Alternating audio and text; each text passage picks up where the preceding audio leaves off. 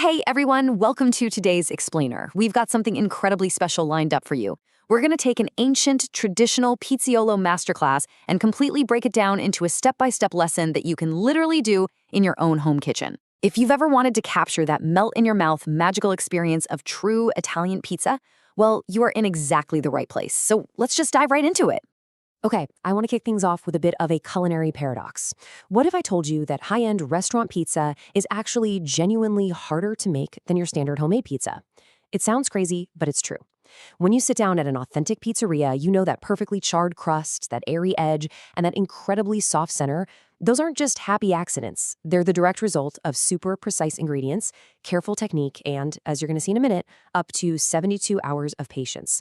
We're going to break down every single step of that process right now. So what exactly are we making here? We're talking about true, authentic Neapolitan pizza. And the absolute most crucial thing to understand is that this isn't just your standard Friday night pizza delivery. This is a culturally protected Italian dish. In Italy, it literally has protected status. There are incredibly strict traditional rules governing exactly how it's made, from the specific ingredients you use, right down to the way the dough is prepped and baked. The cultural stakes here are seriously high. But before we get our hands dirty in the kitchen, it really helps to understand why this pizza is such a big deal. Back in the 18th century, Neapolitan pizza was born in Naples, Italy, basically starting out as a fast, simple street food for local workers. Flash forward to the year 1889, and its reputation had totally skyrocketed, leading to the creation of the famous pizza margherita. This iconic pie was created using tomatoes, mozzarella, and basil. Why?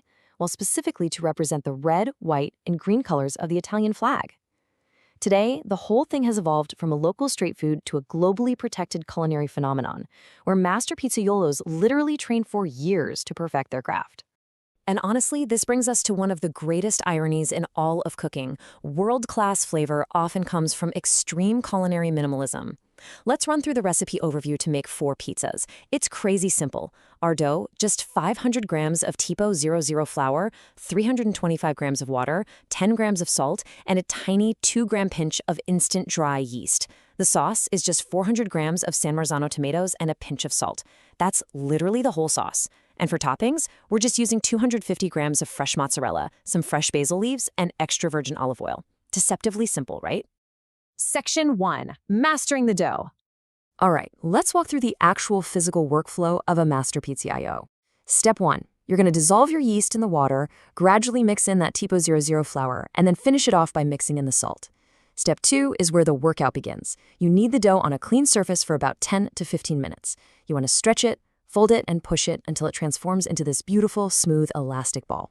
Step 3. Just cover it up and let it rest at room temperature for 2 hours to build up that early structure. And finally, step 4, divide that big dough into 4 tight 210-gram dough balls.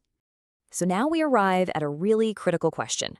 We've got our dough balls ready to go, but what is the exact technique that separates a standard, decent home-cooked pizza from an absolute master's masterpiece? Like, what is the ultimate secret behind that legendary crust? Well, the answer is actually a number, 72.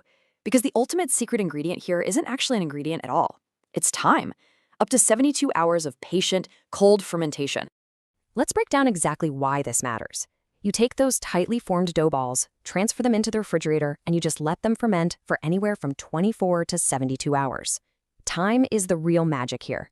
This extended rest in a cold environment creates a dramatically deeper flavor, a much better texture, and most importantly, it creates that signature puffy, airy crust that Neapolitan pizza is famous for. For the absolute best results, you're going to want to aim for the full 72 hours.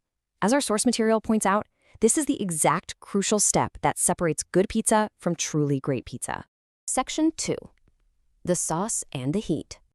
Okay, so once your dough has finally achieved greatness through all that patience, it's time to completely shift gears into the fast-paced prep and baking phase. First off, the sauce is shockingly simple. You just gently crush your San Marzano tomatoes by hand and add a pinch of salt.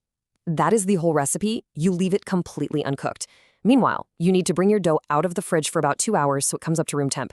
And at the same time, you've got to preheat a pizza stone or a pizza steel in your oven to its absolute highest setting, ideally between 250 and 300 degrees Celsius for at least 45 minutes. Listen, a blazing hot baking surface is totally non-negotiable if you want that proper crust development. Now, let's talk about the huge contrast between authentic shaping and the most common mistakes people make. The right way, you lightly flour your surface, take one dough ball, and use only your fingertips to press gently from the center outward. What you're doing here is actively pushing the air toward the edges to trap it inside the crust. You stretch it out to about 10 to 12 inches. Now, the common, absolute fatal mistake home cooks make: using a rolling pin. Seriously, do not use a rolling pin. It completely destroys those delicate air pockets. When it comes to toppings, spread a super thin layer of your tomato sauce, leaving that outer edge bare. Add evenly spaced pieces of fresh mozzarella, a few fresh basil leaves, and a light drizzle of olive oil. Just remember the golden rule of this masterclass: do not overload the toppings. Less is absolutely more. Next up, carefully transfer your pizza onto that scorching hot stone or steel. You're going to bake it for approximately 5 to 8 minutes, depending on your exact oven. And guys, this is where the magic really happens.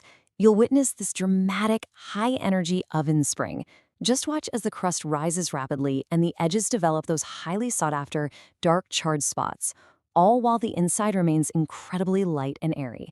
The cheese is going to melt beautifully without turning the whole pie into a watery mess. Once you pull it out of the oven, just let it rest for 1 single minute, and then slice it and serve it immediately. As you take that first bite, our source sums it up beautifully.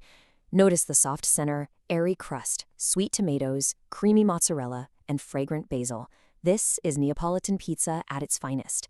I mean, just imagine that perfectly melted, world-class pizza that you literally just created from scratch in your own kitchen. Okay, let's quickly consolidate the absolute golden rules of today's masterclass so you can instantly apply them. Number 1, use Tipo 00 flour whenever possible. Number 2, never ever use a rolling pin on this dough. Number 3, do not overload your toppings. Next, make sure you drain your fresh mozzarella before using it, or your pizza is going to get soggy. Always thoroughly preheat your stone or steel to the absolute maximum temperature your oven allows. And finally, remember that longer fermentation, pushing it up to that 72-hour mark, equals way, way better flavor. So now you know exactly why authentic Neapolitan pizza is considered one of the world's greatest foods. It's really not about a massive, complicated ingredient list. It's all about patience, precise technique, and respecting the tradition. Just a few incredibly simple ingredients, 72 hours of cold fermentation, and boom, you've got one phenomenal pizza.